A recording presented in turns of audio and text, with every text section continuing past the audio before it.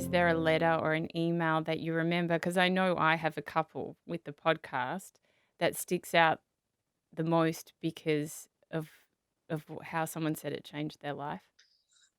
There's quite a few that stand out. I can remember the very first person who ever sent me a message. Her name was Rebecca. I remember that because I considered naming my first child after, because I quite like the name Rebecca too. Um, so the very first person, but then there are people who've written to say after Big Little Lies, after reading the novel, one person said, or was this? So there's people who come up in the signing line at book Yes. events, and I think one person came up and said something about that she showed her book to showed my book to each of her friends, and said, "This is me. I want you to read the book." So that that was her way of telling them, "This is what I've been going through." So she'd got out of an abusive relationship. So some people have written to say that from reading the book, they recognised that they were in an abusive relationship and left because of it. Um, and then there are people who were going through infertility, so that What Alice Forgot meant a lot to them. I remember a few people saying What Alice Forgot is about a woman who loses 10 years of her memory, so she thinks she's only about to turn 30, Mm. really she's about to turn 40. And a lot of women who were in their early 40s wanted to tell me that they'd had really in-depth conversations with their partners because it made them really think about how have we changed over the last 10 years. So that was really special. Um, there's a character in The Husband's Secret with a particular health condition, which a woman wrote to me and said, from reading my book, she diagnosed her own daughter Wow. with this health condition that she then, it's an unusual syndrome, and she then took her and had a diagnosis. So that's incredible. That so Incredible. so many. It's really really special. Did you ever think that you'd be changing people's lives?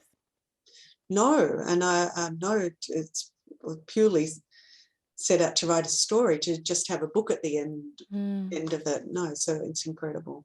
There must be such a sense of satisfaction because you're giving back in such a way that, I mean, you are being creative and you're just writing what comes to you. But when you know that you're actually changing people's lives and saving lives, Mm, I mean, what an incredible feeling that must be. yeah, it really was. Yeah. And going back to it being on screen, how much say do you have once they start filming? Are you ever there, or it's kind of not you do you see the scripts before or anything? I preferred to be quite hands off. So Yeah. I always felt that if I started becoming too involved, I would hold on too tightly. And Mm, I always felt that adaptations should not be too faithful, that there are certain things that you need to change, but that I would naturally not want to change things. So I've been asked if I wanted to write the screenplay, but because I don't plan my books, because I don't know what's going to happen, to me, there's no pleasure in writing an adaptation of my own work because I already know what's going to happen. yeah. So to me, I can think of nothing more boring than adapting my own work. Um, so no, as I said, I've been so lucky because I've been kept involved, but only from do you want to see this? Do you want? And I've got come along to visit the set, so it's like being part of something without actually having to do Yes. anything. How did Nicole Kidman get involved? I mean, firstly, she's Australian, which must be really nice to have an Aussie being such a big part of both Nine Perfect Strangers and Big Little Lies. How did that association with you come to fruition? I think the link is Bruna Papandreou, who is an Australian producer who was working with Reese Witherspoon at the time.